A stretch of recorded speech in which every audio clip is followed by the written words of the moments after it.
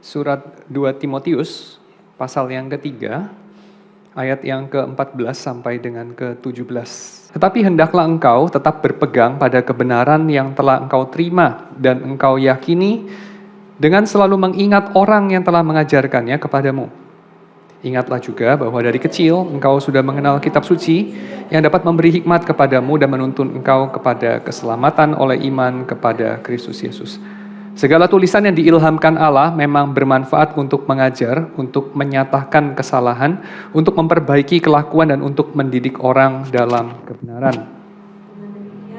Tiap manusia punya anak Allah diperlengkapi untuk setiap perbuatan baik. Bagian yang kedua kita akan baca dari Kisah Rasul pasal yang kedua, ayat yang ke-41 sampai 47. Orang-orang yang menerima perkataannya itu memberi diri dibaptis, dan pada hari itu jumlah mereka bertambah kira-kira 3.000 jiwa. Dan mereka selalu berkumpul untuk memecahkan roti dan berdoa. Maka ketakutanlah mereka semua, sedang rasul-rasul itu mengadakan banyak mukjizat dan tanda.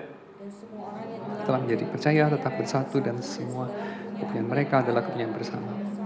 Dan selalu ada dari mereka yang menjual harta miliknya lalu membagi-bagikannya kepada semua orang sesuai keperluan masing-masing. Dengan bertekun dan dengan sehati mereka berkumpul tiap-tiap hari dalam bait Allah. Mereka memecahkan roti di rumah masing-masing secara bergilir dan makan bersama-sama dengan gembira dan dengan tulus hati. Sambil memuji Allah, dan mereka disukai semua orang. Dan tiap-tiap hari Tuhan menambah jumlah mereka dengan orang yang diselamatkan. Mari kita masuk dalam doa.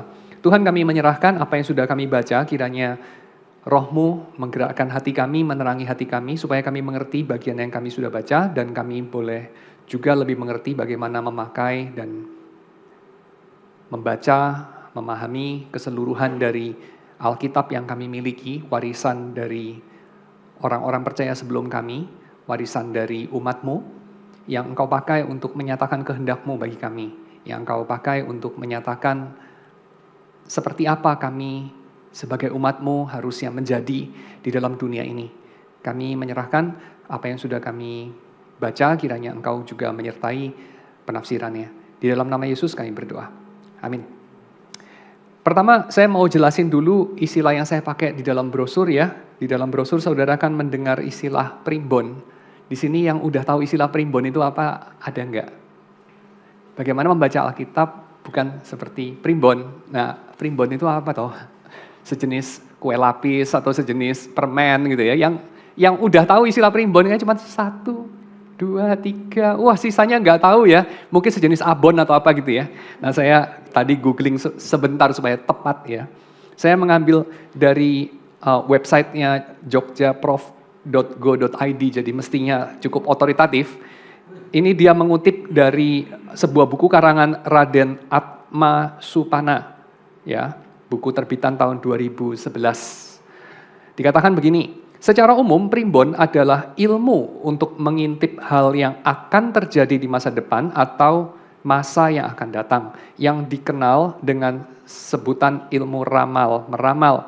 Memang sejak zaman dahulu primbon atau ramalan dianggap begitu dekat dengan masyarakat Jawa. Tapi nanti dia akan menjelaskan bahwa primbon tidak hanya berurusan dengan menelaah masa depan, coba menebak masa depan, bukan hanya itu, tapi nanti di dalam perkembangan yang lebih rasional, primbon itu juga dikenal sebagai ilmu titen atau ilmu untuk niteni dalam bahasa Jawa. Ini yang orang Jawa pasti ngerti ya, niteni. Itu adalah meneliti, ya semacam gitu. Meneliti atau dalam lebih khusus lagi, coba untuk menangkap pola. Ya, di niteni itu kayak coba menangkap pola. Pola dari apa? Pola dari keseluruhan kehidupan. Isinya kehidupan itu apa? Ya ada orangnya, ada peristiwanya, ya kan? Ada peristiwa alam, ada peristiwa sejarah, pola. Dan ketika orang niteni pola, mereka kemudian menangkap sesuatu, mempelajari sesuatu, mengobservasi sesuatu, menafsirkannya, menguji penafsiran itu pada peristiwa selanjutnya. Does it works? Ya, apakah yang saya sudah titeni ini sesuatu yang berulang enggak kemudian? Lalu kemudian berguna enggak untuk menuntun jalan saya? Dan kalau ternyata terbukti berguna, mereka menuliskannya. Karena zaman dulu kan pakai kertas, dan kertas itu cukup mahal, dan ditulisnya pakai pena, jadi mereka pasti nggak mau buang-buang halaman, nggak mau buang-buang kata-kata. Nggak seperti zaman kita ya, yang semua serba digital gitu kan. Kata-kata bisa dibuang, apalagi sekarang ini dihasilkan oleh algoritma ya, ChatGPT, jadi ya kata-kata begitu banyak dibuang-buang. Tapi pada zaman dulu kan tidak. Zaman dulu itu kan kata-kata itu begitu mahal. Apalagi preserving kata-kata itu mahal. Jadi mereka pasti kalau tidak works, mereka tidak mendokumentasikannya. Dan mereka kemudian mendokumentasikannya dalam buku-buku yang disebut sebagai primbon. Dan primbon ini kemudian diacu dengan berbagai cara ya. Tapi mainly diacu dengan cara yang sama juga dengan cara beberapa orang Kristen ketika membaca Alkitab. Yaitu diacu untuk meramal masa depan. Diacu khususnya untuk menghindarkan diri dari kesialan. Ya. Dan coba untuk mendapatkan cutting edge atau semacam kekuasaan lebih ya, keunggulan di dalam menyetir diri kita dalam melewati kehidupan ini. Ya, jadi primbon itu berfungsi seperti peta. Cuman kalau peta biasanya adalah untuk spasial, geografis, kalau primbon untuk temporal, historis gitu ya. Jadi apa peristiwa yang akan terjadi. Kalau peta kan nanti di depan saya dalam 100 meter setelah bundaran belok kanan, nah kan gitu peta. Ya, tapi kalau primbon itu temporal ya, setelah 3 hari, setelah 1 minggu, dalam setahun, dan seterusnya. Dan seperti juga buku primbon, kadang-kadang Alkitab kita perlakukan seperti itu. Yaitu kita perlakukan hanya untuk menebak apa yang akan terjadi, hanya untuk menghindarkan diri dari kecelakaan akibat ketidaktahuan. Ketidaktahuan yang kita ya memang langsung sih merasakannya ya, karena kalau kita tidak tahu seperti kurang senang kita karena kita tidak tahu. Kalau tahu kita lebih senang biasanya setelah hal itu terjadi. Misalnya apa? Kalau saya tahu tidak hujan, ngapain saya bawa jas hujan? Ngapain saya bawa payung? Berat-berat aja. Kalau tahu gitu, ya kan? Kita sering sekali mendengar istilah itu kan? Kalau tahu gitu, saya tidak bawa jas hujan, tidak bawa payung. Atau sebaliknya. Kalau tahu gini, saya bawa payung, kan gitu. Yaitu kalau hujan. Atau mungkin yang lebih powerful. Kalau tahu gitu, saya tidak pindah ke luar negeri, atau saya tidak pulang ke Indonesia. Atau saya tidak jual Bitcoin saya. Beberapa orang menjual Bitcoinnya buat beli pizza. Seorang ahli ekonomi, pernah ditanya orang ya, dia ahli blockchain, lalu ditanya orang itu, kamu sendiri pernah punya Bitcoin nggak? Oh ya, dulu punya, dulu. Dulu awal-awal banget saya punya, tapi saya penasaran jadi saya pakai buat beli pizza. Lalu kemudian istri saya mengatakan, lu ini kan jutawan ya, mana Bitcoin lu? Udah gua buat beli pizza waktu itu, waduh mati. Saudara tahu yang saya ngomong kan ya? Kan kripto kan naik turun kan. Dan dalam beberapa tahun belakangan ini kan naiknya kayak terjal banget ya. Jadi ya oke. So orang itu nyesel ya. Tahu gitu nggak gua jual Bitcoin gua kan gitu ya. Tahu gitu. Tapi kan nggak tahu itu masalahnya kan. Kamu kan nggak tahu. Nah tahu gitu itu tahu apa? Tahu gitu gua nggak kawin sama lu. Tahu gitu gua kawin sama lu. Tahu gitu gua nggak punya anak. Tahu gitu gua punya anak. Tahu gitu gue nggak kerja di sini, tahu gitu gue kerja di sini. Dan seterusnya, dan seterusnya. Dan setiap agama, setiap komunitas, setiap orang lah. Mereka itu kepengen tahu dalam arti itu. Tahu. Tahu yang menghindarkan mereka dari nyesel. Orang Jawa punya primbon. Orang-orang zaman dulu di timur dekat kuno punya ilmu untuk membaca hati. Bukan membaca hati dalam artian hati, heart, tapi hati dalam pengertian itu, hatinya binatang waktu dikeluarkan atau ususnya binatang waktu dikeluarkan, terus dibaca kerut-kerutnya. Karena di situ tertulis kehendak sang ilahi, kehendak dewata. Sehingga mereka bisa menghindarkan diri dari penyesalan, tahu gitu. Atau mereka bisa meraih kesuksesan karena tahu gitu. So, Alkitab kita sering perlakukan juga seperti orang-orang tertentu memperlakukan primbon mereka. Yaitu mainly hanya untuk menghindarkan diri dari kecelakaan atau mendapatkan keberuntungan karena mengetahui sebelum waktunya apa yang akan terjadi. Tetapi kita boleh bertanya, Alkitab itu sebetulnya diberikan kepada umat Tuhan, baik umat Tuhan dalam arti umat Israel dalam Perjanjian Lama, maupun umat Tuhan dalam pengertian orang-orang Kristen dalam Perjanjian Baru. Nah, Alkitab itu diberikan kepada umat Tuhan untuk apa sih? Buat diapain? Dan khususnya kita pada sore hari ini akan memikirkan pertanyaan yang lebih khusus, yaitu apa? Pertanyaan ini, sehubungan dengan kebutuhan untuk mengambil keputusan dalam hidup kita. Kebutuhan itu real apa tidak real? Real ya? Ada ya kebutuhan itu ya? Dan kebutuhan itu perlu nggak kita mengambilnya somehow dengan mengetahui Tuhan maunya apa? Perlu nggak? Perlu ya? Masa nggak perlu? Ya pasti perlu ya. Tuhan menghendaki saya, apalah? Menikah sama si A atau si B, menikah atau tidak menikah, pulang ke Indonesia atau pergi keluar dari Indonesia, kan gitu. Mengambil pekerjaan X atau Y, sekolah lagi apa enggak sekolah lagi, dan seterusnya, sejuta keputusan. Masa kita bilang, nggak usahlah memikirkan Tuhan maunya apa, karena Tuhan itu menyerahkan kepada kamu maunya apa. Loh, kok oper-operan sama Tuhan, gimana sih main pingpong sama Tuhan? Tuhan tuh pengen lihat lu mengambil keputusan apa. Kok sekarang lu nanya Tuhan? Nah tentu beberapa orang punya pandangan begitu. Gak usah nanya Tuhan mengenai keputusan dalam hidup kamu. Kenapa? Karena Tuhan justru mau tanya kamu.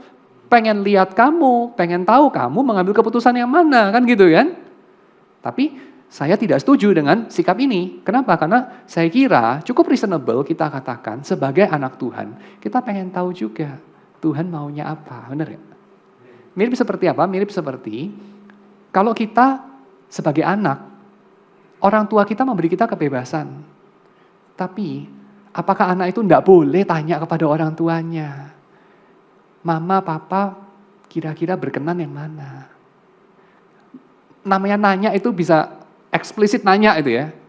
Papa, mama ini ada pilihannya ada 5. Papa, mama pilih yang mana? Lalu dia selalu pilih pilihannya papa, mamanya. Ada anak begitu. Dan saya kira Tuhan tidak mau kita jadi anak begitu ya. Benar nggak? Atau saudara punya pikiran lain? Nanti silakan di-sharingkan ya dalam diskusi kelompok. Apakah Tuhan mau kita itu selalu tanya dia pada setiap persimpangan, entah itu simpangnya 2, simpang 3, simpang 4, simpang 5, simpang 8 dalam hidup kita, untuk kita itu just menelpon Tuhan langsung gitu ya. Halo Tuhan, oh bukan ini Michael ya. Michael, ini sambungkan sama Tuhan ini, saya perlu milih di antara 8 cabang ini. Saya pilih lewat yang mana ini? Terus, halo Tuhan, sudah ketemu ya Tuhan ya? Tuhan ini ada 8 cabang ini, kamu maunya yang mana? Saya tinggal ngikut aja. Apakah Tuhan menginginkan kita mencari kehendaknya kayak begitu? Walaupun dengan cara legitimate ya, caranya bukan pakai apalah. Bikin arang terus ditaburi garam, lalu dikasih menyan. Mungkin bukan begitu ya. Caranya legitimate lah, nggak tahu lah caranya gimana. Tapi apakah tujuan akhirnya Tuhan tuh pengen establish connection seperti itu? Pokoknya dia mengambil keputusan, kamu melaksanakan keputusan. Apakah Tuhan maunya begitu? Dia tiap hari disodori dari 8 miliar manusia ini. Disodori checklist, disuruh centang yang mana. Saya kira dengan akal sehat kita sudah bisa langsung menjawab sendiri. Betapa aneh skenario itu. Benar ya? Itu skenario yang aneh. Kalau Tuhan mau begitu, dia menciptakan manusia tidak perlu merepotkan dirinya dan tidak perlu merepotkan dirinya sendiri. Betul nggak? Nggak perlu merepotkan Tuhan, tidak perlu merepotkan diri sendiri untuk mencari tahu setiap kali berhadapan dengan cabang 2, cabang 3, cabang 8. Kita bisa langsung tahu sendiri, harusnya kan gitu. Komputer saja begitu kok. Betul nggak? Komputer itu kan harus mengambil keputusan juga ya. 1000 keputusan mungkin setiap detik, mungkin lebih. Kalau tiap kali komputer tuh keluar dialog box tuh. Yes or no? Apa itu? Kalau zaman dulu ya, okay, abort, cancel gitu ya. Kan kita sebagai pengguna juga terganggu ya. Ini komputer apa ini kayak gini gitu kan. Kita juga nggak mau. Hubungan kita sama mesin. Nah, kamu bayangkan hubungan Tuhan sama umat. Masa Tuhan itu membuat program seperti itu, tiap kali tung terus merepotkan dirinya sendiri gitu ya. Manusia selalu tanya dia, Bapak maunya apa ini, permen rasa apel atau jeruk ini. Di Alfamart itu selalu berdoa kusuk gitu ya. Mau pilih permen yang rasa apa ya. Waduh, Tuhan juga tidak mau ya. Ini quite make sense saya kira. Betul nggak? Kalau Tuhan mau, kita itu cuma jadi pelaksana, maka dia akan bikin sebuah algoritma tertentu, sehingga kita tidak perlu repoti dia setiap saat, kan begitu. Tapi, on the other hand, tentu saja nanya Tuhan ya tidak apa-apa. Betul nggak sih? Dan punya keinginan melakukan kehendak Tuhan. Saya kira itu wajar-wajar saja. Seperti seorang anak kalau ingin tahu. Anak kecil itu kan gitu ya, kayak kita ini manusia, ini mamalia, ini makhluk sosial ini. Dan makhluk sosial yang agak canggih ya, mamalia ini kan. Bukan agak canggih, paling canggih kayaknya. Jadi kita ini kan selalu in tune dengan mimik muka orang lain. Benar gak sih? Manusia itu pada umumnya pingin tahu orang lain tuh seperti apa sikapnya terhadap tindakan yang barusan. Atau tindakan yang dia sedang lakukan. Atau in general terhadap dirinya. Betul gak sih? Manusia itu kepingin tahu manusia lain bagaimana. Setuju gak? Kamu pernah lihat orang yang kalau dia sedang ngapa-ngapain terus kemudian tolah-toleh kiri kanan? Bukan lagi mau ini ya, nilep duit di ATM, bukan ya. Kalau itu ya kadang-kadang gitu juga ya, lihat-lihat gitu. Tapi ini secara umum gitu, dia lihat-lihat, mungkin lihat-lihatnya nggak terus terang gitu ya, itu kan kayaknya orang bodoh lah ya, terus terang gitu. Tapi dia dengan jaim, tapi sebenarnya mengamati, memantau dia. Di sekelilingnya itu orang itu bagaimana sikapnya. Ya. Nah itu kenapa? Karena kita ini makhluk sosial. Dan makhluk sosial yang kuat canggih. Ya. Nah sekarang bayangkan. Kalau manusia saja kamu itu kepingin tahu. Kepingin yakin. Mereka itu setidaknya bukan tidak setuju, bukan jijik, bukan kayak menghina atau menolak apa yang kamu sedang kerjakan. Apalagi Tuhan. Betul gak sih? Kamu lebih ingin lagi. Yang maha kuasa itu, yang kamu itu minjem napas dari dia, minjem nyawa dari dia, hutang nyawa sama dia. Dia itu sikapnya apa ya? Saya kira tiap manusia itu kepingin itu secara natural. Kecuali kalau dia jauh dalam hatinya itu kepingin Tuhan mati saja. Dia kepingin Tuhan itu tidak ada. Tapi saya kira itu sesuatu yang anak-anak Tuhan tentunya sudah bikin sesuatu sama Tuhan, ya bikin sesuatu ini kita tidak bahas hari ini ya. Itu under label ditebus, ditransformasi, disucikan, diperbarui, hal-hal semacam itu ya. Jadi Tuhan sudah bikin sesuatu sehingga anak-anak Tuhan itu sudah beralih dari membenci Tuhan, pengen Tuhan tuh mati saja, menjadi mencintai Tuhan. Ya, mencintai Tuhan, pengen hidup bagi Tuhan. Nah, kita ini kan anak-anak yang seperti itu, pengen hidup bagi Tuhan. Maka tidak heran dong kalau kita selalu sedikit-sedikit itu melihat ke atas, kepada mukanya Bapa kita di surga. Tentu secara metaforis ya. Seperti apa itu mimik mukanya Bapa kita di surga? Apakah dia tersenyum? Apakah dia punya mimik jijik? Apakah dia itu marah? Apakah dia itu datar aja? Atau apa? Kan gitu. Itu wajar sekali. Maka kalau kita memperlakukan Alkitab kita dengan motif seperti itu, ingin tahu Tuhan itu berkenan gak sih sama tindakan kita, keputusan yang kita akan ambil, yang mana yang Tuhan berkenan. Lalu kita memperlakukan sebagai primbon, maka saya akan mengatakan intensinya itu mungkin benar loh. Intensi paling dasar itu mungkin benar. Tapi yang dilakukan salah.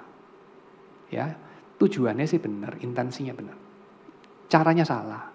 Maka diganti saja caranya. Tapi juga saya akan bilang nggak selalu benar ya. Intensinya mungkin kan tadi ya, mungkin benar ya, bukan pasti benar ya, mungkin benar.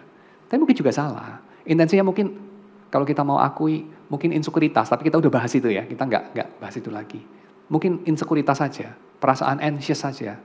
Jadi kita mau tahu yang Tuhan mau aja deh. Tapi masalahnya adalah, yaitu tadi ya, Tuhan itu bukan mau kita tidak mikir. Tuhan bukan mau kita cuma jadi pelaksana. Seperti mungkin guru-guru tertentu, dosen-dosen tertentu, manajer-manajer tertentu, anak buah itu, murid-murid itu, mahasiswa itu. Kamu tidak dibayar untuk berpikir, kamu tidak jadi murid saya untuk berpikir, kamu hanya jadi pelaksana. Ya, kita tentu pernah lah mendengar dialog di dalam film-film ya atau drama seperti itu ya. Yaitu kalau atasan itu mengatakan kepada bawahannya, kadang-kadang dia mengatakan kayak, gua nggak gaji lu untuk lu berpikir, tapi untuk melaksanakan, untuk bekerja. Ya, itu bagian gua untuk berpikir, untuk mengambil keputusan. So itu kayak pembagian kerjanya itu, sebagian orang itu adalah kepala, yang lain itu just tubuh saja. Tapi walaupun memang di dalam perjanjian baru itu, Paulus memakai metafora gereja sebagai tubuh Kristus, dan Kristus sebagai kepala gereja. Tapi metaforanya nggak boleh diolor-olor ya dalam bahasa Jawa itu, diolor-olor, direntangkan ya, di stretch sampai lewat daripada batas yang Paulus punya untuk dia memakai metafora itu. Karena Paulus tidak mengatakan metafora itu dengan satu anggapan bahwa adalah bagian Tuhan untuk berpikir, adalah bagian Tuhan untuk mengambil keputusan, adalah bagian Tuhan untuk exercise, dia punya kebebasan, dan bagian manusia sama sekali tidak ada itu. Tuhan punya kedaulatan, manusia punya zero dignity, zero sovereignty, manusia punya zero freedom, Tuhan punya 100%. Tidak. Alkitab tidak menggambarkan seperti itu. Alkitab menggambarkan apa? Tuhan punya 100% sovereignty, kedaulatan, 100% kebebasan, dan manusia diberi Tuhan kebebasan relatif, kedaulatan relatif. Betul ya? Termasuk dalam mengambil keputusan. Maka kalau kita menghampiri Tuhan dengan kayak centang-centang, nanti Tuhan tinggal centang-centang yang mana, kita tinggal melaksanakan, nggak usah mikir, nggak usah mengambil keputusan lagi, nggak usah dengan berani meloncat. Itu bukan mindset yang rohani. Ya, itu bukan mindset yang rohani. Mungkin kita bilang, Tuhan, inilah hidupku, semuanya kuserahkan padamu. Aku tidak mengambil keputusan sekecil apapun untuk diriku sendiri, bahkan termasuk memilih keripik rasa apa di Alfamart untuk saya beli itu.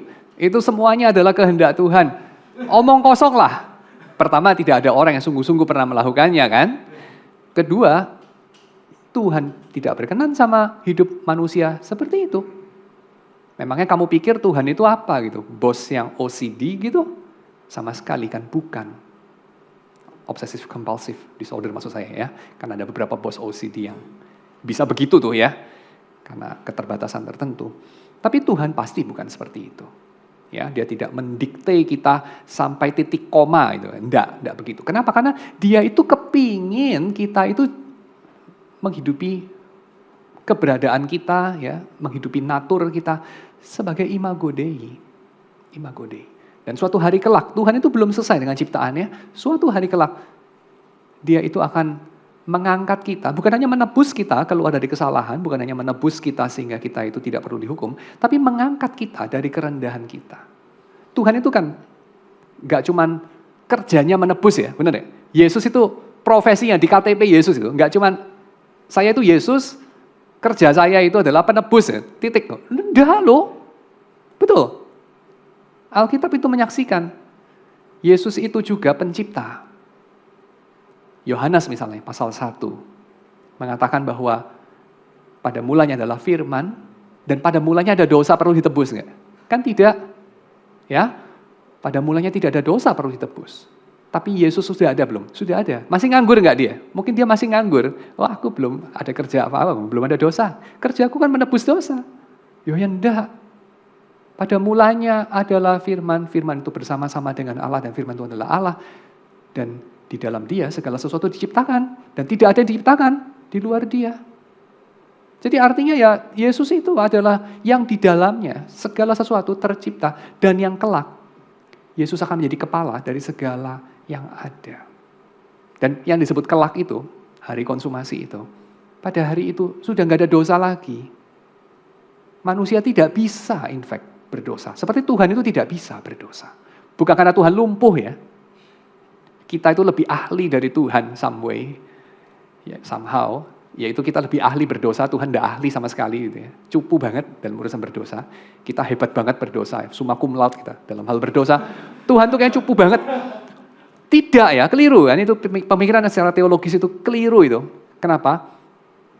Karena berdosa itu bukan mampu, tapi tidak mampu. Kan itu. Agustinus dengan jelas itu ya. Menjelaskan salahnya di mana itu. Yaitu kita tidak boleh memahami dosa sebagai presensi, tapi absensi. Bukan sebagai kehadiran, baik kehadiran kemampuan, kehadiran sesuatu. Tapi suatu ketidakmampuan, suatu ketidakhadiran. Ya, so Tuhan kalau dibilang tidak bisa berdosa, itu bukan Tuhan kurang sesuatu. Tapi Tuhan itu sempurna justru kan. Dan manusia tidak bisa berdosa, artinya manusia itu sudah sempurna, sudah full, sudah penuh sebagai manusia. Tapi manusia tidak diciptakan begitu. Manusia itu tidak diciptakan dalam kondisi sudah penuh. Manusia diciptakan tanpa celah, manusia diciptakan tanpa dosa. Tapi manusia itu belum genap. Manusia itu masih becoming, masih menjadi, pun ketika belum berdosa. Setuju nggak? Yang disebut keadaan kita kelak, seperti Yesus, tak bisa berdosa, itu Adam itu gitu nggak? Ya sudah pasti Adam nggak begitu ya, waktu diciptakan. Kenapa? Lah buktinya bisa berdosa, itu kan artinya sudah menyatakan bahwa Adam itu bukan tak bisa berdosa, kan gitu. Setuju ya? Tuhan menciptakan Adam yang bisa berdosa, untuk suatu hari kelak tak bisa lagi berdosa. Tapi not yet. Oke, so poin saya apa menjelaskan semua ini? Poin saya adalah kita tahu Tuhan adalah Tuhan yang menciptakan manusia, menyatakan kehendaknya di bumi kepada kita lewat Alkitab. Dan Tuhan menghendaki manusia itu bukan hanya sekedar untuk berdamai dengan dirinya. Ini pun bukan sekedar ya, karena masa kerja penebusan Tuhan itu hanya sekedar, kan tidak. Tentu itu besar sekali, tapi itu bukan semuanya loh. Ya, seperti saya bilang lah, KTP Yesus, pekerjaan titik 2, Redeemer, yes, masih ada koma, Creator. Selesai? No, masih ada koma, Consumator. Ya, jadi kehendak Tuhan sekarang. Kehendak Tuhan yang dinyatakan dalam Alkitab, dinyatakan dalam 3 strand narasi ini. Yaitu apa? Tuhan menciptakan dunia ini. Mencipta berarti juga menopang. Tuhan memimpin. Ya, menopang ciptaan, memimpin ciptaan. Tapi Tuhan juga menebus. Sehubungan dengan hadirnya kejahatan karena pelanggaran kita, Tuhan itu juga menebus. Tapi Tuhan juga menyempurnakan. Dan manusia itu siapa? Manusia itu gak hanya kita bisa definisikan sebagai pendosa, walaupun tentu saja manusia juga pendosa. Tapi manusia bukan hanya pendosa. Kamu jangan sampai kayak bilang, identitas saya adalah pendosa. Dan Tuhan adalah penebus. Yes, betul.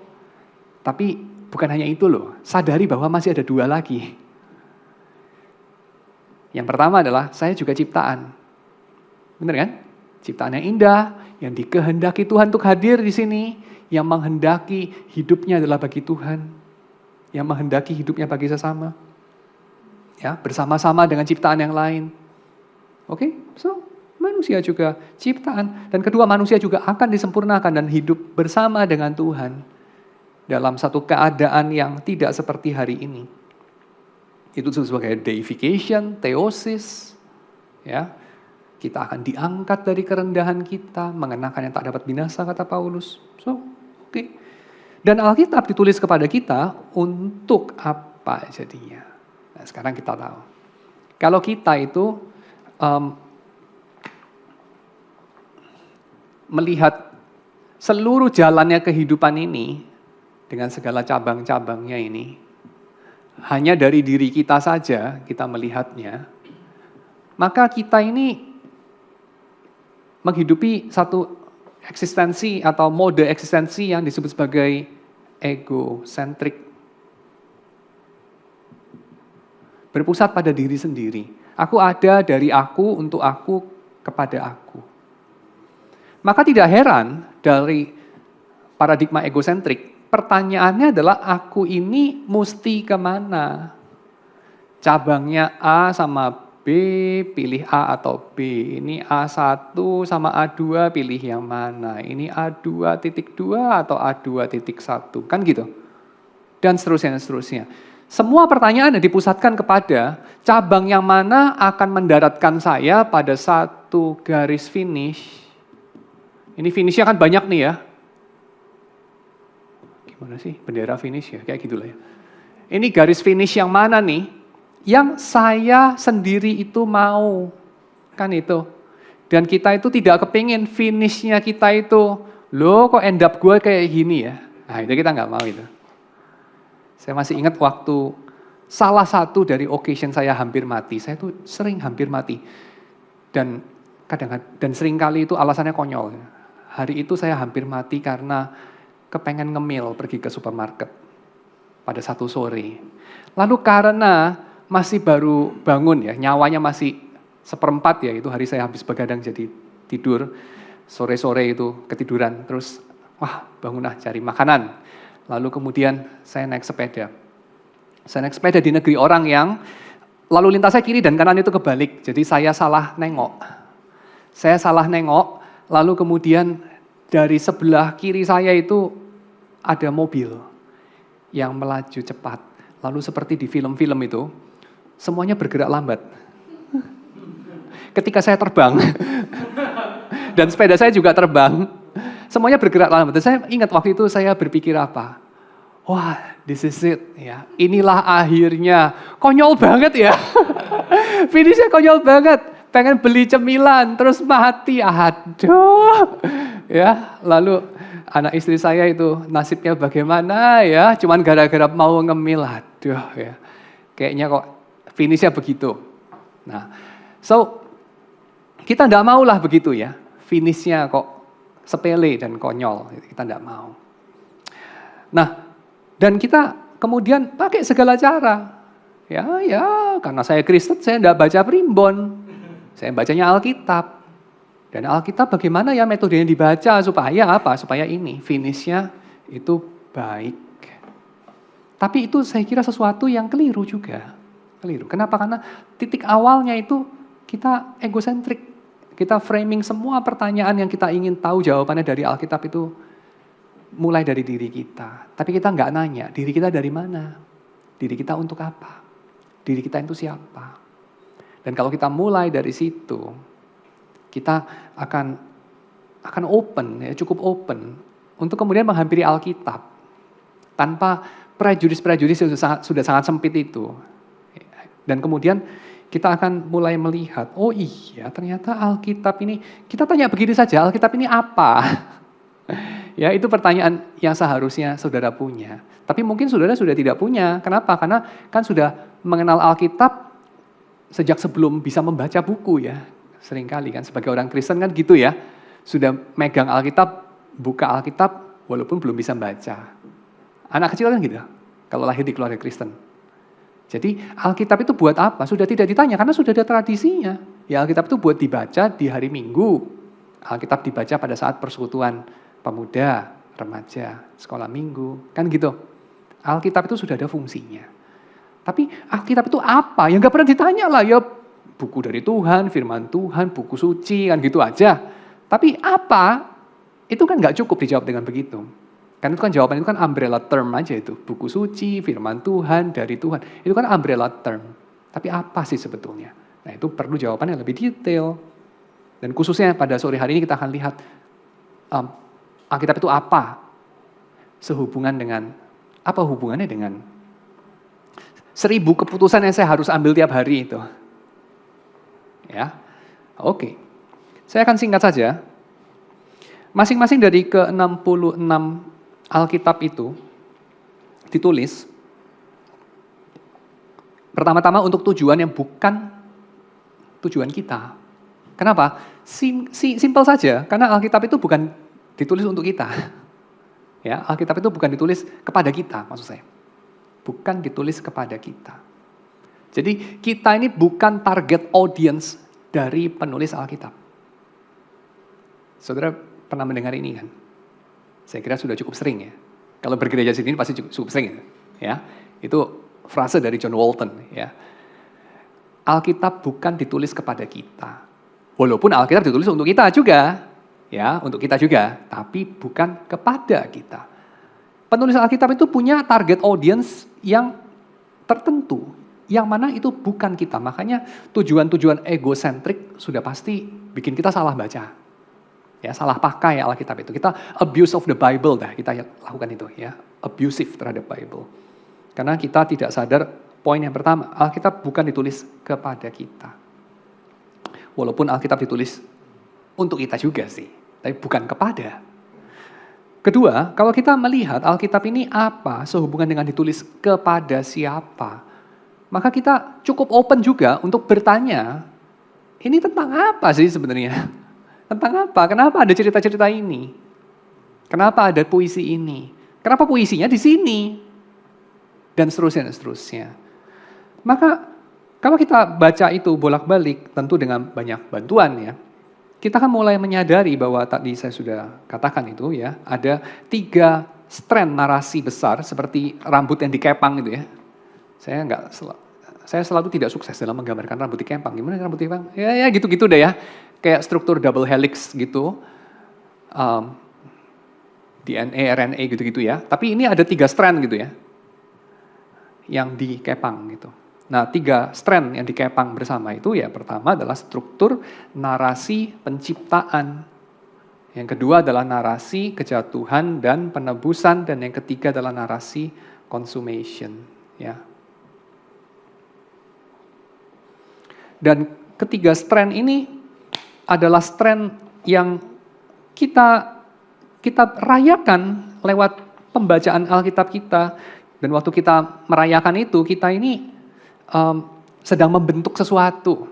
Apa yang kita bentuk lewat pembacaan Alkitab itu. Nah, Alkitab ini dibaca dulu ya, ini singkat saja. Alkitab itu dibaca dalam occasion apa saja. Yang pertama itu kan di gereja kita baca secara liturgis ya. Benar nggak sih? Kita misalnya khotbah sesuai dengan kalender Alkitab, gitu ya, misalnya kayak Jumat Agung, lalu Minggu Paskah, kita membuat acara di gereja mengenai hari kenaikan Tuhan Yesus, hari Pentakosta, hari Natal, kan begitu ya. Kalau Katolik atau Ortodoks lebih banyak lagi gitu ya hari-hari rayanya. Dan itu semua adalah kita dasarkan kepada sumber-sumber Alkitab kan gitu. Jadi di Alkitab ada cerita apa, kita merayakannya. Jadi Alkitab menjadi sumber dari liturgi. Atau mungkin lagu-lagu ya kita bisa masukkan di sana. Yang kedua, Alkitab itu menjadi, kita pakai secara apa? Kita pakai secara doktrinal.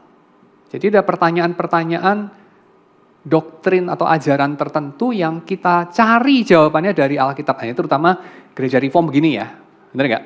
Kalau ditanya yang doktrinnya paling ambisius untuk dipelajari ya, itu ya gereja Reform diantaranya. Ya sudah diakui lah sama semua orang. Terlepas dari itu positif atau negatif ya. Tapi itu ciri kita. Doktrinal. Tapi nggak berhenti di situ kan. Ada yang lain lagi. Liturgis, doktrinal, pemakaian Alkitab, the use of the Bible, apa lagi? Apa? Etikal. Ya. Atau praktikal lah. Praktikal di sini tentu adalah yang kita tadi lihat di dalam surat Paulus itu ya. Berguna untuk mengajar, memperbaiki kelakuan, ya, menegur kesalahan, dan seterusnya. So ada liturgikal, doktrinal, ada praktikal atau etikal. Ya. Dan tentu masih ada banyak yang lain. Kita bisa tambahkan misalnya apa? Yang nggak terdapat di sana. Eskatologikal, kan? Yaitu apa? Membentuk pengharapan kita. Ini sangat penting dalam dunia postmodern. Ya, dunia postmodern ini Menurut Jimmy Long, saya kira saya cukup setuju dengan apa yang dia usulkan, ya. Orang agak kurang atau tidak lagi hanya sekedar, ya tidak lagi hanya sekedar bukan berarti meninggalkan ya, tapi tidak hanya itu, membicarakan mengenai Injil atau Alkitab sebagai sesuatu yang dipercaya, sebagai iman. Kita kan sangat akrab dengan istilah itu ya, iman Kristen, kepercayaan Kristen gitu ya. Doktrin itu kan itu, ajaran ya, Kristen. Mengapa kita percaya itu, why we believe dan segala macam.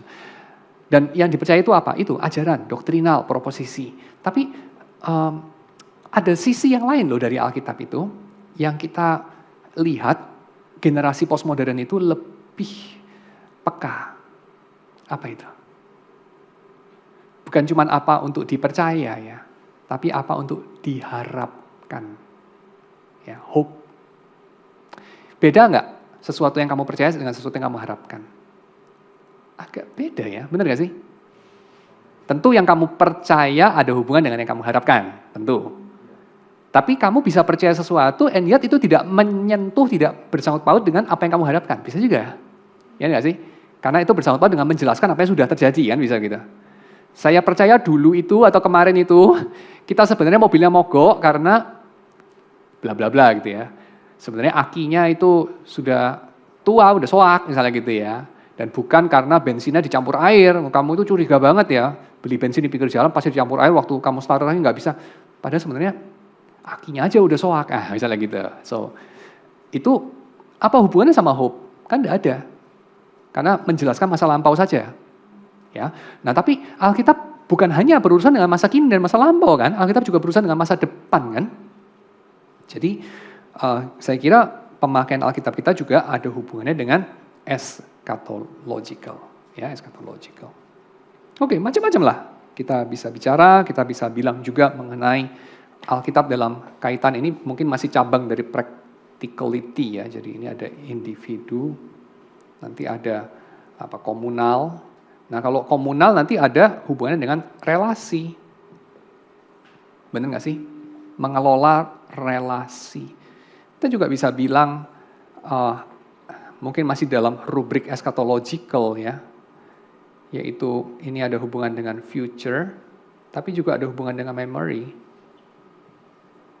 dengan ingatan di masa belakang gitu. Jadi Alkitab itu tujuannya atau pemakaiannya salah satunya adalah untuk mengelola ingatan, untuk mengajar kita bagaimana mengingat yang baik. Kamu tahu ya, yang disebut luka-luka di masa lampau. Luka itu kan dalam bahasa lain yang lebih eksotik itu disebut sebagai trauma ya. Trauma itu sama lah artinya dengan luka sebetulnya. Trauma itu ya kita kadang-kadang nggak bisa hindarkan. Ya, luka itu kita nggak bisa hindarkan. Kalau kamu kejatuhan duren, kamu punya kepala luka ya. Gimana bisa menghindarkan ya? Durennya jatuh kamu nggak lagi lihat kan. Siapa yang jalan sambil lihat atas terus kan? Kejatuhan duren ya. Kepalanya luka itu wajar sekali, gak bisa kamu hindarkan. Tapi sudah luka, lantas kamu ngapain? Nah itu kan bisa pengaruh ya. Sudah luka, gak dikasih antibiotik, gak dicuci, malah gak tahulah bikin apa ya, jadi akhirnya malah infeksi. Nah itu kan bisa. Dan seterusnya. Jadi luka-luka kamu itu ya resiko kehidupan, tapi kemudian kamu lakukan apa dengan itu? Biasanya ada urusan dengan mengingat. Ya, dengan mengingat, dengan anamnesis. Nah, mengingatnya itu bagaimana? Nah, itu penting untuk kemudian perkembangan lukanya itu bagaimana, kan gitu ya. Mengingat dengan benar, ya, anamnesis yang benar, kemudian itu akan menghasilkan penyembuhan. Mengingat yang salah, diantaranya amnesia, berusaha untuk melupakan, mengakibatkan progres dari luka itu yang lebih negatif. Oke, dan di situ Alkitab itu pengaruh enggak? Alkitab bisa berfungsi enggak? Bisa ya berfungsi. Dan Alkitab bisa enggak berfungsi untuk mengelola masa depan? Bisa juga, ya mengelola masa depan. Apa yang kamu harapkan? Kan begitu. Apa yang kamu harapkan? Masa yang kamu harapkan dibentuk oleh janji-janji bos kamu di kantor, kan lucu sekali ya. Kan harusnya dibentuk oleh firman Tuhan, kan itu. Apa yang kamu harapkan dalam hidup ini? So, Alkitab itu pengaruh juga ke sana. Ya. Nah, oke. So, kalau saya mau ringkas dengan lebih skematis, Alkitab itu bagaimana berfungsi? Alkitab itu berfungsi untuk membawa orang tidak secara langsung kepada saya harus mengambil keputusan apa besok, pilih A atau B, A1 atau A2, ini kemudian saya buka ayat gitu, saya buka Alkitab, lalu langsung ketemu jawabannya. It doesn't work that way ya, betul? Tapi juga hal yang kedua saya tolak, jadi ini saya menolak yang pertama ini ya, memakai Alkitab seperti kayak primbon, saya tolak. Tapi ada yang kedua, yang saya tolak juga, yaitu Alkitab nggak ada hubungannya lah dengan itu. Jadi maksudnya kayak, kamu bergumul sendirilah. Tuhan kamu tanya-tanyain, dia nggak balas WA kamu, cuman centang biru nggak dibalas, di-read doang ya. Lu jelek banget, nyakitin banget gitu ya. Cuman di-read doang sama Tuhan, gue yakin dia itu pasti baca tapi nggak dibalas. Itu juga sesuatu yang saya kira kemudian kalau kita katakan, ya udah makanya nggak usah nanya-nanya gitulah sama Tuhan lah. Ya, dia nggak akan jawab itu. Ya, dia soalnya nggak interest sama itu. Dia nggak mau kamu itu nanya-nanya dia gitu. Nggak ada hubungan lah kehendak Tuhan dengan hidup kamu, itu nggak ada hubungannya. Itu pun saya tolak. Ya, saya kira itu nggak alkitabiah juga. Ya, dan nggak natural juga. Tapi lantas bagaimana ini kita pakai Alkitab sehubungan dengan segala pertanyaan kita mengenai navigasi hidup. Ya. Bagaimana itu? How to use the Bible, ya, in navigating life gitu. How to use the Bible. So, saya akan bilang ada hubungannya, tapi tidak secara langsung. Ada mediasi. Apa mediasinya? Pertama, manusia itu siapa? Ya, ada hubungan dengan ini. Dan ini saya kira masih di dalam tradisi Agustinian atau dalam tradisi Calvinis juga ya. Kita tahu Agustin pernah mengatakan hanya dua hal saja saya ingin ketahui, yaitu Tuhan dan diri saya, yang lain tidak. Dan Calvin itu pernah mengatakan juga ada dua mata air, sumber dari segala pengetahuan, yaitu mengenal Allah dan mengenal diri. Kan itu ya, dari Institutio, buku yang pertama, bab yang pertama. Ya, so kalau kamu nggak sempat baca semua institusi yang tebal-tebal, bacalah halaman pertama. Saya sudah pernah baca. Ya. Buku 1, bab 1. Poin yang 1, ya. Isinya gitu kira-kira, ya. So, mengenal Allah dan mengenal diri adalah fountainhead of knowledge. Jadi, kalau kamu kenal itu, kamu yang lain akan mengalir dari situ. Pengetahuan, hikmat itu ya. Kamu akan menjadi orang berhikmat kalau kamu mengenal Allah dan mengenal diri. Dan Alkitab itu menjadi sumber kita mengenal Allah dan mengenal diri. Jadi, kalau ditanya, Alkitab itu bagaimana memakainya? Ya, how to use the Bible in navigating your life, tidak secara langsung. Alkitab bukan GPS yang kasih tahu kita, in the roundabout, turn left, gitu. Nggak kayak gitu. Tetapi dia itu kasih tahu kita, lu tuh siapa? Tuhan tuh siapa? Kenapa lu ada di sini? Untuk apa lu ada di sini? Dia kasih tahu itu. Dan bukan hanya kasih tahu, logos, tapi juga shaping your pathos, ya, pathos. Kamu punya afeksi, kamu punya selera, kamu punya hati. Tapi nggak berhenti di situ juga. Dia membentuk juga kamu punya ethos, ya, ethos, yaitu kamu punya karakter. Ya, jadi ini saya pinjam kategorisasi dari Aristotle, definitely, ya, logos, pathos, sama ethos, ya, keseluruhan dari diri kita. So, the habits of the mind, the habits of the heart, and the habits of life, ya, itu. Dan kita tahu bagaimana ketiga hal ini dibentuk sama apa sih? Isi otakmu, selera hatimu, dan seluruh karaktermu dibentuk sama apa? Your very self itu dibentuk sama apa? Dibentuk sama macam-macam ya. Salah satunya yang sangat erat kaitannya sama Alkitab dibentuk sama narasi, sama naratif itu ya, sama cerita, ya kan? Dan ini belakangan kan sangat diadopsi sama tim ses ya, tim sukses sebenarnya. Khususnya menjelang 2024 ini ya, para tim ses dapat kerja lagi, ini bukan cuma tukang sablon ya, tapi juga tim ses itu. think tanknya itu. Dan salah satu yang ditanya adalah narasinya apa? Narasinya apa? Dan Alkitab itu memberikan kepada kita narasi untuk membentuk diri kita. Karena manusia itu salah satunya bisa dipahami dari ini. Self-nya dia itu adalah narrative self. Ya, narrative self. Diri yang dibentuk oleh sebuah kisah. Dan Alkitab itu memberikan kepada kita sebuah kisah, tapi tidak langsung adalah kisahmu. Jadi kalau kamu mencari, ya, di mana tempat Alkitab dalam kisahmu, kebalik, keliru, mesti ditukar. Kamu mesti balik itu menjadi apa? Di mana menaruh dirimu dalam kisahnya, menaruh dirimu dalam kisah Tuhan. Dan Alkitab kasih kita kisah Tuhan.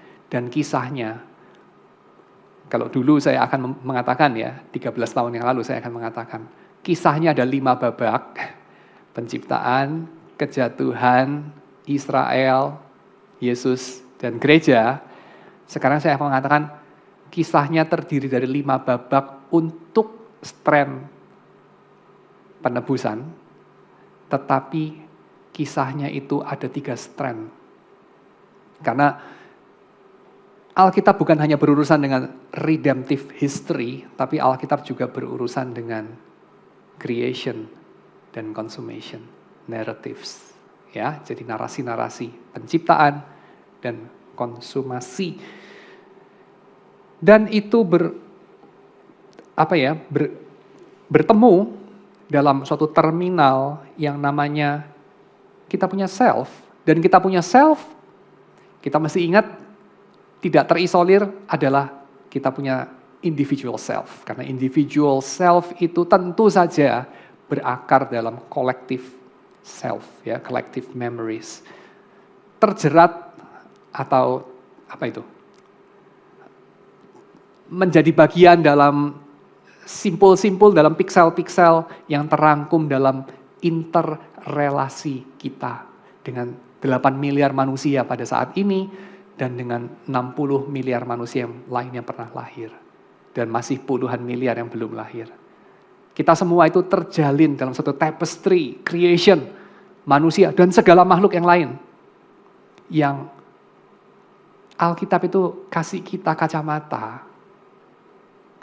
Ini pinjam istilah dari Guido de Bresse, ya, Belgic Confession. Tuhan itu dikenal lewat, dan saya tambahkan diri kita juga dikenal lewat 2 buku. Buku yang pertama itu penciptaan, buku yang kedua itu adalah Alkitab atau wahyu Tuhan yang khusus, ya. Dan saya pinjam istilahnya Calvin. Wahyu Tuhan yang khusus itu berfungsi seperti kacamata, ya, jadi metaforanya nggak cuma buku, ya, tapi juga kacamata bagi mata yang lamur karena dosa. Karena dosa membuat kita menjadi egosentris, ya, sehingga kita waktu melihat ciptaan yang lain ini, melihat orang lain, melihat diri kita sendiri juga, kita tuh melihatnya secara egosentris.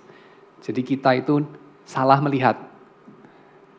Tapi Alkitab itu memberikan kepada kita kacamata sehingga menjadi lebih tajam, sehingga semuanya in places, ya, in its places, sehingga kita jadi ngerti, jadi ngeh itu.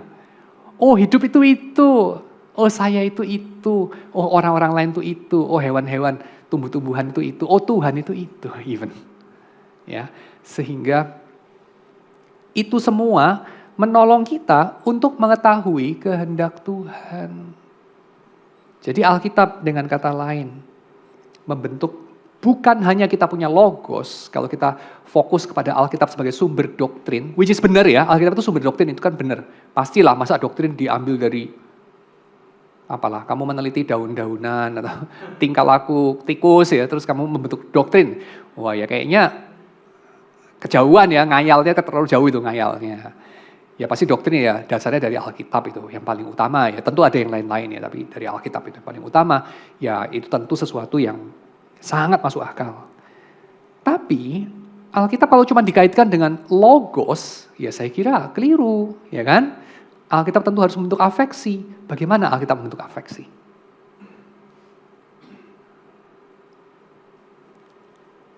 Pemakaian Alkitab kita liturgis, ya kan? Lewat liturgi kan? Pembacaan Alkitab secara publik, melakukan Alkitab, atau dalam tradisi Calvinis, membaca Mazmur sebetulnya ya. Mazmur yang dilakukan dan seterusnya. Praktikal, Alkitab yang dihidupi. Kita menghidupi Alkitab itu bagaimana? Macam-macam ya. Misalnya menata laku kita sesuai dengan firman Tuhan misalnya. Coba menghidupinya misalnya. Membicarakannya misalnya hari demi hari. Seperti dikatakan Tuhan kepada Musa. Ya kan? Dan kita juga lihat dalam tradisi di antara peradaban-peradaban dan kebudayaan Kristen. Kan begitu ya. Mereka ada kebiasaan membaca Alkitab waktu habis makan malam misalnya, men-sharingkannya, mendiskusikannya. Walaupun sederhana, cuma 15 menit, 20 menit. Tapi mereka melakukannya tiap hari. Dan saya kira itu kan bisa beautiful ya. Benar nggak? Jadi nggak cuma membentuk otaknya, tapi membentuk hatinya juga ya, membentuk seleranya juga. Kamu itu kalau nonton film, masa kamu nonton film cuman, saya mau nonton filmnya Quentin Tarantino, kenapa? Saya mau belajar teknik framing, ya, komposisi. Ya boleh, saya mau belajar bagaimana cara bekerjanya pedang. Wah, saya nonton filmnya Quentin Tarantino. Ya mungkin bisa. Saya mau belajar kungfu, nonton The Raid gitu ya. Oke, pencak silat ya, kalau The Raid pencak silat. Saya mau belajar Wing Chun, nonton filmnya Donnie Yen ya, apa itu, Ip Man gitu ya. Ya tentu bukan tidak bisa, ya bisa. Pertama itu cara yang lame, tentu. Saya belajar Wing Chun, nontonnya Ip Man, cara yang lame ya. Kedua, tentu saja ada yang lebih banyak daripada informasi pada sebuah film. Demikian ada lebih banyak daripada aspek-aspek intelektual dan membentuk logos daripada Alkitab ini. Ya, tentu Alkitab itu juga membentuk selera kita, membentuk hati kita, membentuk emosi kita. Secara langsung. Seperti kamu itu kalau mendengarkan lagu ya, melihat lukisan, nonton opera atau film, masa kamu itu mikir, wah, tokohnya nangis, ada air mata keluar, oh saya harus sedih gerak, sedih gitu. Kan gak gitulah. Wah ini dia lagi nanda-nanda, seneng gerak, saya bikin diri saya seneng kan, pasti gak gitu kan. Kamu tergerak sendiri kan, dan kamu terlatih sendiri. Dan itu kalau dilakukan sekali, kamu sendiri mengalami. Pertama kali nonton konser, entahlah itu. Konser kan macam-macam juga genre-nya ya, ada konser klasik, ada konser metal, kan lain itu ya kebiasaannya. Kalau klasik biasanya nggak ada gitu-gitunya kapan nonton ya. Nah ini kan perlu latihan, bener gak sih? Nonton konser metal pertama kali kan gak langsung bisa menikmati ya, mungkin agak was-was ini saya keinjek-injek gitu ya. Nanti saya mati gak ya keinjek-injek kan gitu, mungkin itu ya. Terus perlu waktu lama-lama baru bisa in tune bener. Nonton musik klasik juga pertama-tama mungkin harus belajar menahan diri ngoroknya gak keras-keras itu kan. Kalau ketiduran dan seterusnya. Jadi ini kan perlu latihan, sama membaca Alkitab juga. Ketika kita sudah makin masuk, kita makin tahu karena kita punya kebiasaan tertentu, kita makin terbentuk bukan hanya informasinya, tapi kebiasaan emosinya. Ya, kebiasaan emosinya. Orang kalau nonton, nggak tahu lah ya saya ambil contoh ini cocok apa enggak ya. Nonton komedi lah ya, komedi itu kan sangat-sangat etnis ya. Bener nggak sih? Komedinya Inggris itu kan beda banget dengan komedinya Indonesia misalnya. Beda lagi sama komedinya Perancis mungkin ya. Beda lagi dengan komedinya Jerman saya kira ya. Kan beda-beda itu. Jadi lucunya itu kan khasnya lain gitu. Selera humor itu kan rada-rada etnosentris juga gitu ya. Etnis gitu. Nah itu sesuatu yang menandai apa sih? Menandai ini. Alkitab ini ketika kita baca, pertama-tama menyentuh hanya informasi, itu wajar. Tapi baca terus dengan cara tertentu, pelan-pelan, kamu akan mengerti bagaimana dia itu menggoyang-goyang juga. Kamu punya afeksi dan melatihnya sedemikian rupa sehingga kamu terbentuk menjadi sejenis manusia yang punya afeksi tertentu. Orang yang nonton tinju pertama kali ya, nonton tinju langsung ya, baris paling depan, bisa kecipratan darah. Ya. Kalau nggak punya habitus tertentu nonton tinju, dia pengen pulang. Kita nonton tinju di TV ya, apalagi zaman dulu, zaman saya masih suka nonton tinju itu kuno banget lah, masih zamannya Mike Tyson. TV-nya resolusinya itu masih VGA ya, kayak kecil sekali gitu. Itu pasti beda dengan nonton langsung kan? Nonton langsung itu mungkin giginya protol, kena ke pipimu ya. Pasti beda sekali. Tapi ada yang suka loh. Ada yang suka nonton orang dipenggal. Di negara tertentu di Timur Tengah itu ya, pemenggalan manusia, cocok ya? Pokoknya orang dipenggal ya, hukuman penggal, kan ada hukuman penggal. Itu dijual tiketnya. Jadi kamu bisa traktir pacarmu itu. Kita minggu besok ini ada jadwal pemenggal di sini dipenggal ini, ya. Kita pergi nonton, beli karcisnya itu, $10, ya. Pergi nonton orang dipenggal, ya. Duduk paling depan mungkin $100, ya. Nggak tahu lah. Di negara tertentu di Timur Tengah, benar. Orang dicambuk, ya orang dipenggal. Bisa beli karcis nonton. Dan kamu nonton pertama kali orang dipenggal ya, menikmati nggak sih? Saya kira ya enggak ya, kecuali kamu ada kelainan ya. Tapi yang nonton tuh ada aja loh. Nggak tahu lah, kalau kamu bilang barbar banget memang dasar negara tidak beradab. Loh, zaman dulu Rembrandt itu kamu bisa traktir pacarmu nonton mayat dibedah. Ya ada jadwalnya mayat dibedah, terus nanti ada student art bisa ini, atau sekedar orang pengen tahu gitu. Jadi lihat mayat dibedah di teater, ya teater gitu, pergi nonton, ya dan itu jaraknya cukup dekat. Dan itu ya oke lah. Poin saya bukan mau mengekspos saudara dengan sadisme ya, tapi just mau get a taste gitu. Banyak hal-hal yang perlu kita tuh develop kebiasaan tertentu untuk bisa mulai bisa menikmati. Alkitab itu nggak semua orang itu menikmati membacanya, kan gitu. Atau Alkitab beberapa orang cuman pakai Alkitab itu untuk mengisi intelektualnya. Saya kira itu agak lucu sih, ya agak lucu ya. Itu sama dengan orang yang nonton film-film apalah nggak tahu lah macam-macam ya film Batman lah, Avengers lah apalah. Hanya untuk informasi, kayaknya lucu banget ya kan, aneh banget. Tentu lebih daripada informasi mestinya, ya. Tapi untuk mengasah kita punya afeksi, sampai apa? Sampai kita menjadi lebih mirip dengan seperti apa Tuhan menginginkan umatnya menjadi, ya, mendekati itu. Dan juga etos tertentu, ya bukan hanya patos, tapi juga etos. Karena kalau hanya patos jadi sentimental saja kita, sentimental. Tapi juga etos, yaitu karakter tertentu, ya. Nah, dan bagaimana kita perform Alkitab itu supaya kita bisa mencapai pembentukan itu, ya sehingga kita makin mengerti kehendak Tuhan. Ya nanti detailnya akan saya bahas dalam minggu-minggu yang akan datang ya, kalau detail secara lebih praktikal. Tapi untuk sementara ini saya akan bilang ya, coba saudara melihat 3 strand narasi itu di dalam Alkitab ya, yaitu strand penciptaan, kejatuhan penebusan, dan juga strand konsumasi. Lalu juga saudara coba untuk memahami bahwa tujuan membaca Alkitab bukan hanya mengetahui doktrin yang benar atau mendasarkan kepada doktrin yang benar, tetapi juga untuk mengasah kebiasaan hati tertentu dan mengasah diri tertentu. Dan itu sebabnya performing the Bible from the pulpit, ya, performing the Bible dalam artian apa ya?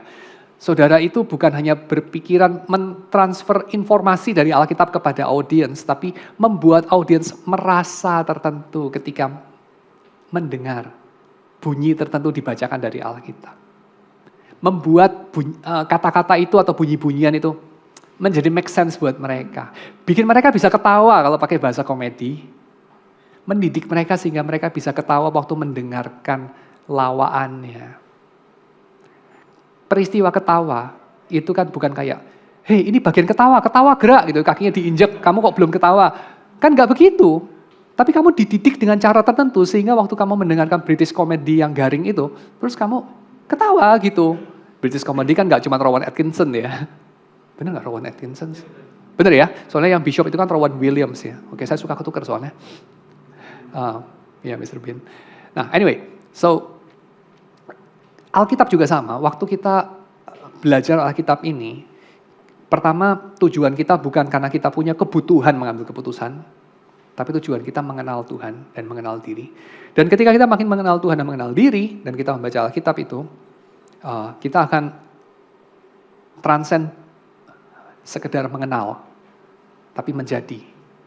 Ya, menjadi diri tertentu yang punya kebiasaan, afeksi tertentu, dan ya pada akhirnya kita makin mengerti kehendak Tuhan lewat mediasi-mediasi itu. Nah itu kira-kira ya, lalu pertanyaannya adalah kita mau mendiskusikan apa nanti? Ya, oke.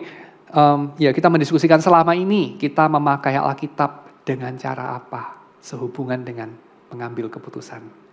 Oke, jadi kita coba terbuka mendiskusikan dengan teman-teman kita selama ini saya pakai Alkitab kayak apa. Ya, kan ya pasti sudah ada itu ya kamu memakainya itu.